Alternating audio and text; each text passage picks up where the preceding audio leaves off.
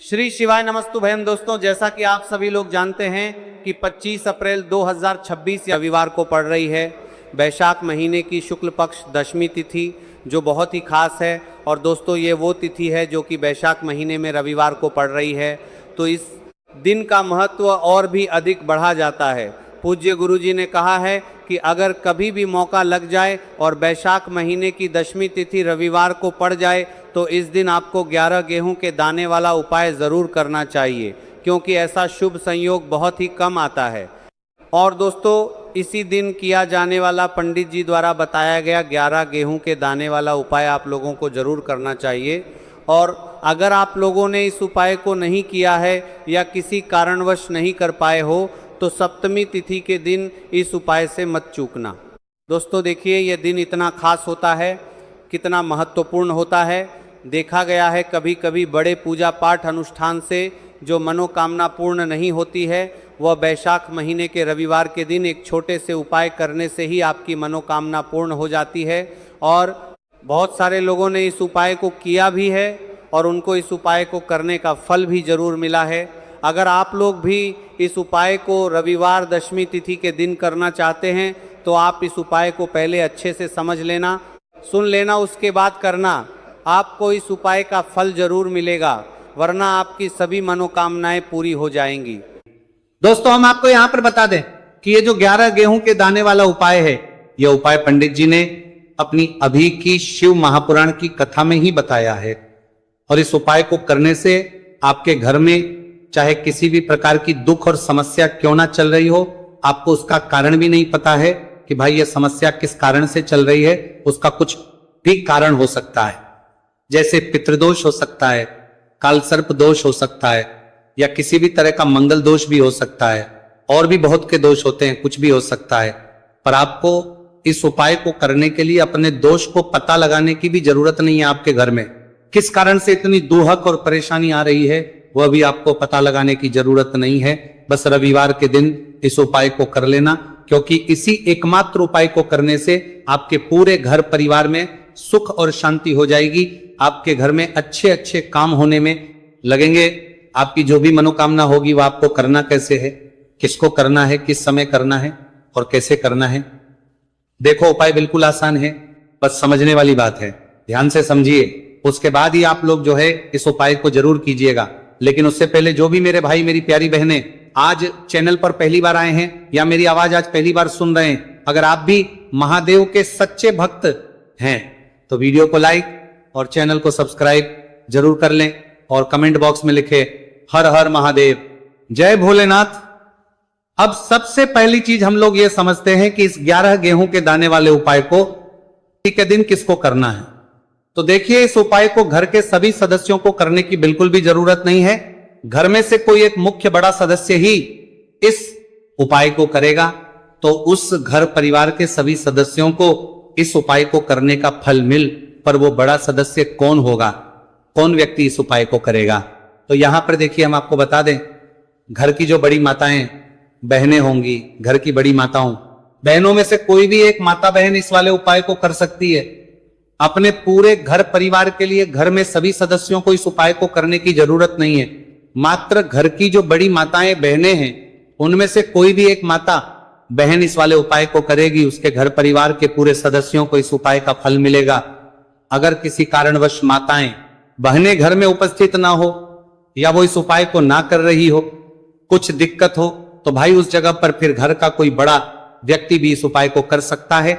माताओं बहनों के कहने का मतलब यह था कि माताएं बहनें घर की लक्ष्मी होती है। जब घर की लक्ष्मी कोई उपाय करती है तो निश्चित ही भगवान शिव जी बहुत जल्दी प्रसन्न होते हैं और उपाय का फल मैं बहुत जल्द और बहुत बड़ा करके भी यहां पर देते हैं। तो आप लोग ये बात समझ गए होंगे। अब हम ये बात समझते हैं इस वाले उपाय को हमें करना किस समय है। इस 11 गेहूं के दाने वाले उपाय को हमें इस रविवार सप्तमी तिथि के दिन करना किस समय है। तो देखिए, इस उपाय को करने का जो समय है शाम का समय है। अब देखिए, यहां पर हम मुख्य रूप से सुबह का समय नहीं बोलेंगे, क्योंकि देखिए ये जो सप्तमी तिथि है और आप सभी लोग जानते हैं इसका प्रदोष काल का जो समय होता है ना, इस दिन भगवान शिव और माता पार्वती जी का सबसे प्रिय दिन होता है। तो आप लोग इस गेहूं के दाने वाले उपाय को शाम के समय में कर सकते हो। और देखो, अगर सुबह करोगे तो आप 8 बजे से 11 बजे के मध्य इस उपाय को कर सकते हो। और देखो, अगर शाम के समय कर रहे हो तो इस दिन जरूर शाम के समय का ध्यान रखना कि शाम के 6 बजे से लेकर 7 बजे के बीच में अगर आप इस उपाय को कर सकते हो तो बिल्कुल कर लेना। पूरी कोशिश करना, आपको उपाय का फल जरूर मिलेगा। ये बात आपको समझ आ गई। अब बात करते हैं उपाय की। देखो, गुरुजी ने कहा है कि अगर रविवार के दिन सप्तमी तिथि पड़ जाए तो इस दिन आपको 11 गेहूं के दाने वाला उपाय तो अवश्य ही करना चाहिए। देखो, यह उपाय, यदि आपके जीवन में कर्जा बहुत अधिक है, आपके जीवन में संकट बहुत अधिक रहते हैं, आपके ऊपर बहुत अधिक विपदा आ रही है, बार बार आपको अपने व्यापार में और अपने धन में हानि देखने को मिल रही है, यानी कि आपको प्रत्येक कार्य में हानि हो रही है, तो आपको यह करना चाहिए। देखिए, इस उपाय के लिए आपको 11 गेहूं के दाने आपको लेने हैं। ठीक है, 11 दाने लेने के बाद में आपको जरूरत होगी चावल के दानों की। 11 चावल के दाने और 11 गेहूं के दाने, और चावल के दाने खंडित नहीं होने चाहिए। अब आप कहोगे भैया गेहूं कहां से लेने हैं? देखो, आपको किसी भी किराना स्टोर पे गेहूं के दाने मिल जाएंगे, जाके ले लेना। ठीक है ना। 11 गेहूं 11 चावल के दाने लेने हैं। साथ ही साथ आपको एक तांबे का लोटा लेना है और उस तांबे के लोटे में आपको जल भरना है। जल खुद के घर का होना चाहिए, मंदिर का नहीं होगा। अब आप ये सब सामग्री लेकर पहुंच जाओगे महादेव के शिवलिंग के पास में शाम के टाइम पे प्रदोष काल में। देखो, जब आप ये उपाय कर रहे हो तो अपना फेस रखना उत्तर दिशा, नॉर्थ डायरेक्शन की तरफ। अब यहाँ पे जो मैं आपको क्रम बताने जा रहा हूं ना, उस मेरे क्रम को बहुत ध्यान से सुनिए। महादेव को अगर कोई सबसे प्रिय है ना, तो उनकी सबसे छोटी पुत्री जिनका नाम है माता अशोक सुंदरी, जो आपके पास में चावल के रह दाने हैं ना, उन चावल के 11 दानों को माता अशोक सुंदरी के स्थान पर आपको अपना नाम और गोत्र बोलते हुए समर्पित कर देने हैं, है ना। चावल के दानों को रखने के बाद में जो आपके पास में तांबे का लोटा है ना, उस तांबे के लोटे को कहीं पे भी हम जल नहीं चढ़ेंगे।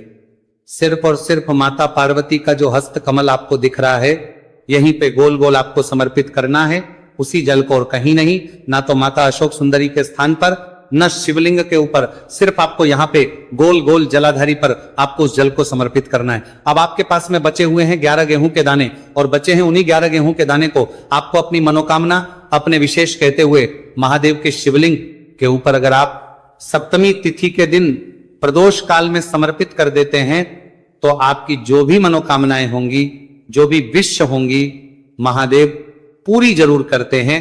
अन्न समर्पण करने से, उस खासकर गेहूं को समर्पण करने से हमारी इच्छाएं पूरी होती है। और अगर वो दिन, तब तो इससे सुंदर संयोग कुछ भी नहीं हो सकता। आपकी इच्छाओं को पूरा करने के लिए बहुत स्पेशल, बहुत प्यारा सा उपाय आप सभी को जरूर करना है। ध्यान में रखिएगा, यह उपाय प्रदोष काल में करना है। देखो, गुरुजी ने कहा है भगवान शिव के शिवलिंग पर 33 कोटि देवी देवता का वास होता है। अगर हम शिवलिंग के सामने कुछ भी उपाय करते हैं तो हमारे सभी देवी देवता हमसे खुश हो जाते हैं। ये उपाय आपको अवश्य करना है। देखो, सुबह के टाइम नहीं कर सकते, ठीक है। अब बात करते हैं अगले उपाय की। देखिए, अब हम जान लेते हैं गुरुजी द्वारा बताए गए दूसरे उपाय के बारे में। इस उपाय के लिए आपको मात्र 2 लौंग लेनी होगी, यानी कि आपको लौंग का जोड़ा लेना है। 2 फूल वाली आपको लौंग लेनी है। लौंग का जोड़ा से भी खंडित नहीं होना चाहिए, इस बात का ध्यान रखें। इसी के साथ में आपको लेना होगा लाल चंदन का पाउडर। देखिए, यदि आपके पास लाल चंदन की लकड़ी है तो उसे घिसकर भी आप चंदन के रूप में प्रयोग कर सकते हैं। यदि पाउडर है तो उसका भी आप अपने उपाय के लिए प्रयोग कर सकते हैं। देखिए, चंदन जो है वो तेज का प्रतीक माना गया है और साथ ही साथ जीवन के अंधकार को दूर करने का प्रतीक माना गया है। अब इसी के साथ में मात्र एक तांबे के पात्र के अंदर शुद्ध जल लेना होगा अपने घर से। अब दोस्तों, ये तीनों सामग्री लेकर के सीधे आपको पहुंच जाना होगा भगवान शिव के मंदिर में। देखिए, इसी के साथ में आपको एक गोल बाती का दीपक भी लेना होगा। दीपक आप मिट्टी का भी ले सकते हैं, शुद्ध घाटा मढ़कर उसका भी तैयार कर सकते हैं, और दीपक में आपको शुद्ध घी का प्रयोग करना है। लेकिन जैसे ही आप इन सभी सामग्रियों को में लेकर के पहुंचेंगे मंदिर में, जैसे ही आप चौखट के वहां पर पहुंचेंगे तो मंदिर की चौखट के सीधे तरफ आप जो अपने साथ एक गोल बाती का दीपक लेकर के आए हैं, उसे आपको सबसे पहले तो प्रज्वलित कर देना है। यानी कि जैसे ही आप मंदिर की चौखट के वहां पर प्रवेश करते हैं तो उसके सीधे तरफ आपको ये गोल बाती का दीपक प्रज्वलित कर देना है। अब देखिए, जैसे ही आप ये दीपक प्रज्वलित करेंगे तो आपकी जो भी मनोकामना है उससे आपको बोल देना है। आप इस दीपक को इस प्रकार से करने के बाद इन सभी सामग्रियों को आपको शिवलिंग के पास में लेकर पहुंच जाना है। अब देखिए दोस्तों, आपके पास जो एक तांबे के पात्र के अंदर शुद्ध जल है, उसमें से आपको केवल आधा लोटा जल ही भगवान शिव के शिवलिंग पर अर्पित करना है। आधा लोटा जल आपको उसी पत्र के अंदर बचा लेना है। अब दोस्तों, आपके पास जो 2 लौंग है यानी कि का जोड़ा है, उससे आपको अपना नाम और अपने गोत्र को बोलते हुए आपकी जो भी समस्या चल रही है, आपके जीवन में जो भी परेशानी उत्पन्न हो रही है, उन्हें आपको बोल देना है। और ये जो लौंग का जोड़ा है, इसे आपको भगवान शिव के शिवलिंग पर अर्पित कर देना है। जैसे आप ये 2 लौंग शिवलिंग पर चढ़ाएंगे तो अपना हाथ जो है वहां पर आपको रखना है और महादेव से आपको प्रार्थना करनी है कि मेरे जीवन की ये जो परेशानियां हैं ये सभी दूर हो जाए। यानी कि आपके जीवन में धन की संबंधित परेशानी चल रही है, कर्ज की समस्या चल रही है, बच्चों का पढ़ाई लिखाई में मन नहीं लग पा रहा है, घर के जो आर्थिक संकट है वह सभी दूर हो, व्यापार आपका ढंग से नहीं चल पा रहा है, घर में रोग की स्थिति बनी हुई है, यानी कि जिस भी प्रकार की आपकी समस्याएं हैं उसे आपको महादेव से बोल देना है और महादेव से इन सभी समस्याओं को दूर करने के लिए आपको प्रार्थना कर लेनी है। अब देखिए दोस्तों, आपने जो 2 लौंग शिवलिंग पर समर्पित की थी उसे आपको वहां से उठा लेना है और इन दोनों को आपको शिवलिंग से उठा करके सीधे उससे जल के पात्र के अंदर डाल देना है। यानी कि अपने आधा लोटा जल और बचाया हुआ था उसी के अंदर आपको ये 2 लौंग डाल देनी है और साथ में आप जो लाल चंदन लेकर के आए थे उस लाल चंदन को भी आपको उसी पात्र के अंदर डाल देना है। यानी कि आधा लोटा जल और बचा हुआ है तो उसी आधे लोटे जल के अंदर आपको ये लाल चंदन भी डाल देना है। अब देखिए, इस आधे लोटे जल में है जिसमें अपने 2 लौंग ली है, लाल चंदन डाला है, उसे सीधे लेकर के आपको पहुंचना है बेलपत्र के वृक्ष के। वहां पर देखिए, बेलपत्र का वृक्ष यदि आपके घर पर है तो वहां पर आपको आ जाना है।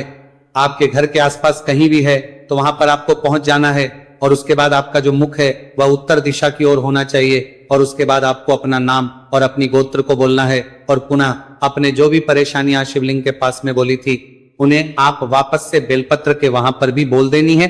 और ये जो आधा लोटा जल और है, इससे आपको पूरा बेलपत्र के वृक्ष की जड़ में श्री शिवाय नमस्तुभयम इस मंत्र का जाप करते हुए समर्पित कर देना है। तो बस इतना सा उपाय आपको करना है। जो भी आपकी परेशानी है, समस्या है, उससे महादेव निश्चित ही दूर करेंगे। अब दोस्तों, हम जान लेते हैं तीसरे चमत्कारी और विशेष उपाय के बारे में। देखिए, ये उपाय बहुत ही है क्योंकि इस उपाय से आपके जिम में तेज की वृद्धि होगी, यानी कि जीवन से जितना भी अंधकार ही वो सभी दूर करेंगे होगा। तो इस उपाय के लिए आपको मात्र एक गुड़ का टुकड़ा लेना है। गुड़ का टुकड़ा आपके जीवन में तेज की वृद्धि करता है और साथ ही साथ आपके जीवन से जो अंधकार है उसे दूर करता है। इसी के साथ में आपको एक चावल दाना यानी कि अक्षत का दाना लेना है। ये चावल का दाना आपके जीवन में सुख शांति को लेकर के आता है, आपके जीवन में धन की जितनी भी परेशानियां हैं उन्हें समाप्त करता है। इसी के साथ में आपको मात्र एक हरा मूंग लेना है। हरा मूंग जो है वह बुध ग्रह को प्रसन्न करता है। देखिए, हरे मूंग का उपाय करने से बुध ग्रह मजबूत होता है और बुध ग्रह के मजबूत होने से बुद्धि, ज्ञान और विवेक की प्राप्ति होती है। तो ये तीनों ही सामग्री आपको एक एक लेनी है, यानी कि एक गुड़ का, एक चावल का दाना, एक हरा मूंग आपको लेना है। देखिए, हरा मूंग का दाना और का जो दाना है वो आपको साबुत लेना है, खंडित नहीं होना चाहिए। और इसी के साथ में आपको मात्र एक तांबे के पात्र के अंदर अपने घर से शुद्ध जल ले लेना है। देखिए, अब इन सभी सामग्रियों को लेकर के सीधे आपको पहुंच जाना है भगवान शिव के मंदिर में। आप ये उपाय सुबह से लेकर के शाम तक किसी भी समय कर सकते हैं, लेकिन रविवार के दिन ही आपको इस उपाय को करना है। तो सबसे पहले तो ये जो एक गुड़ का टुक्का है, एक चावल का दाना है और एक हरा मूंग का दाना है, उन तीनों को आपको उस जल के पात्र के अंदर डाल देना है। लेकिन ये जो उपाय है आपके जीवन की सारी परेशानियों को दूर करने के लिए होता है, लेकिन विशेष मनोकामना तीनों सामग्रियों से ही आपकी परिपूर्ण हो जाती है। देखिए, यदि आपके जीवन तेज होगा तो सभी आपसे वार्तालाप करेंगे, सभी आपसे बात करेंगे और आपका जो मान सम्मान है वो बढ़ता है। और चावल का जो दाना है वो धन वृद्धि करता है, मन की शांति के लिए होता है। और हरा मूंग जो है वो बुद्धि, ज्ञान और विवेक की प्राप्ति के लिए होता है। अब देखिए, ये जो एक पात्र है इससे आपको भगवान शिव के शिवलिंग पर धीरे धीरे अर्पित कर देना है।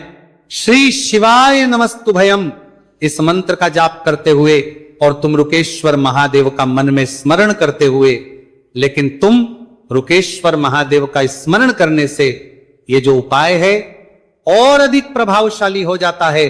तो महादेव का स्मरण करते हुए ये उपाय करने से आपके जीवन में जो भी अशांति है वह सभी दूर हो जाएगी। तो इस प्रकार से आपको ये सुंदर सा उपाय कर लेना है। इसके बाद बात करते हैं तीसरे उपाय की। देखो ये उपाय बहुत ही अचूक उपाय है जो आपको करना है। देखो इस उपाय के लिए आपको 2 दीपक लेने हैं। देखो दोनों दीपक आपको मिट्टी के दीपक लेने हैं।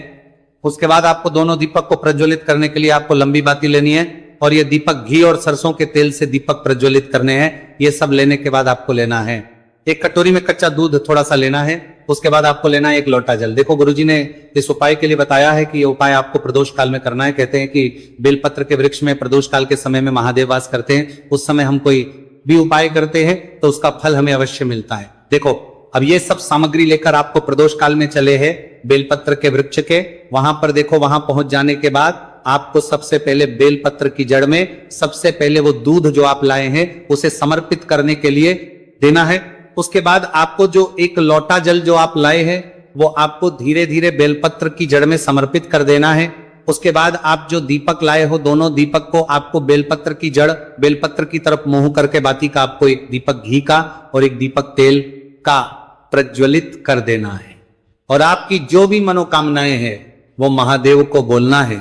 देखो ने कहा रविवार के दिन पर परबेल पत्र की जड़ में दीपक प्रज्वलित कर देता है महादेव उसकी सभी मनोकामना पूरी कर देते हैं। देखिए दोस्तों आज के इस वीडियो में हमने आपको रविवार के दिन किए जाने वाले 3 बहुत ही सुंदर से उपाय बताए हैं। जो भी आपके लिए उचित है सरल है उसे आप कर सकते हैं। यदि उपाय से जुड़ा किसी भी प्रकार का सवाल है तो कमेंट में पूछ ले। उपाय को करते समय आप किसी भी प्रकार की गलतियां ना करें।